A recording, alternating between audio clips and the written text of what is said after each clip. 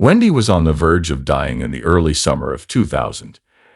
At first, what seemed like a normal emergency cesarean section to deliver her daughter quickly turned into a nightmare.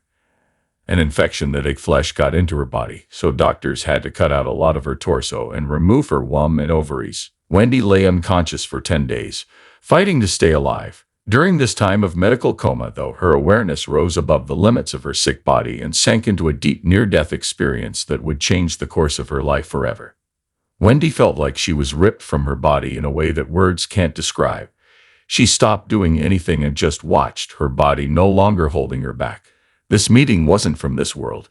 It was filled with a light that drew her slowly but surely toward a place she didn't know. It's hard to put into words how peaceful she felt as she drifted toward the bright star. As she walked, shadowy forms appeared and pulled her into a different world. She was about to cross the barrier when she felt a strong pull on her arm, which stopped her. When she turned around, she saw her husband. His presence connected her to the life she was leaving behind. Even though she wanted him to go with her, he told her in quiet that she had to go this way by herself. Wendy gave up her desire to move forward with a sad heart and went back to her broken body. When she came back to the real world, it was the start of a new chapter full of challenges as she tried to heal both physically and mentally.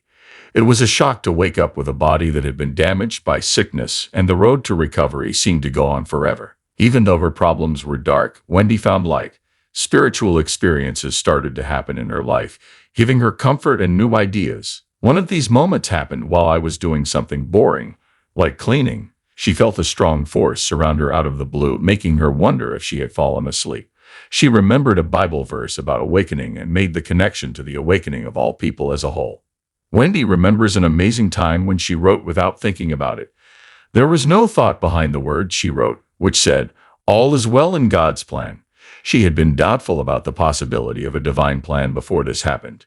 It made her question everything she thought she knew about God. God stopped being a distant, harsh figure for her. Instead, he became an essence of pure, unwavering love, the source of all options. But with this new knowledge came tough questions. Wendy thought about the age-old question of why there is pain in a world that is supposed to be run by divine love, especially when it affects the lives of good people.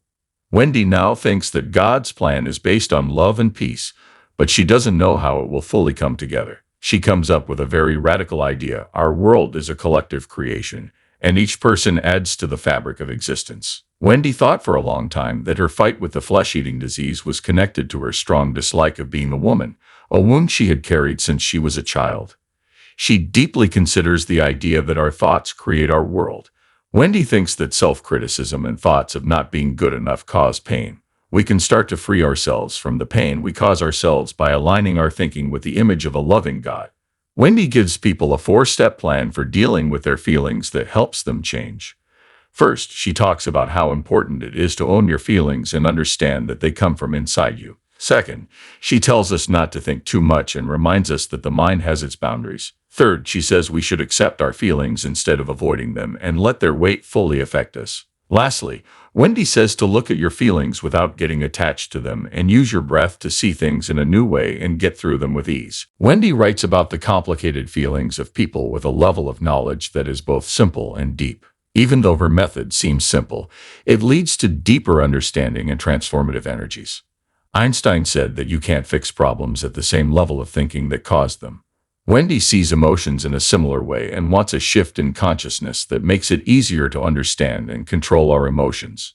Wendy looks into the complicated dance between negative thought patterns and emotional energies, which helps us see things with an open mind and kindness. She says that instead of judging or stifling the egoic mind, we should include it in the bigger picture of what it means to be human. Wendy thinks that the mind can be more open to deeper insights and discoveries if it is asked questions in a gentle way and entertained. One of the most important things she teaches is how to get rid of the bad energies that come with having negative thoughts. She talks about how our thoughts create emotional vibrations that affect the energy we carry around with us.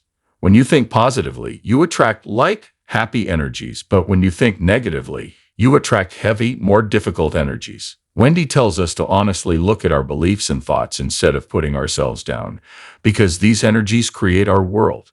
Wendy knows that negative thoughts often come from deeply held beliefs that they are not good enough. She says that to get rid of these deep-seated ideas, you need to do both deep self-reflection and energetic cleansing. She says that studies in psychology show that negative feelings tend to weigh us down more, so it takes a bigger flood of positive thoughts to get us back on track.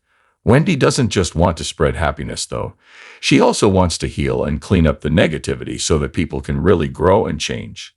Wendy's journey to find herself is like a story about figuring out the maze of her soul's pain. Her story shows that personal struggles can change people in powerful ways. She is strong and doesn't feel bad about the things that have happened to her because she sees them as important parts of who she is. Wendy shares a deep truth by talking about her journey. She has a constant connection with a good source, which is a force that is woven into the very fabric of reality. Even though it was hard, her bumpy road led her to a closer connection with this loving presence that goes beyond the ups and downs of life.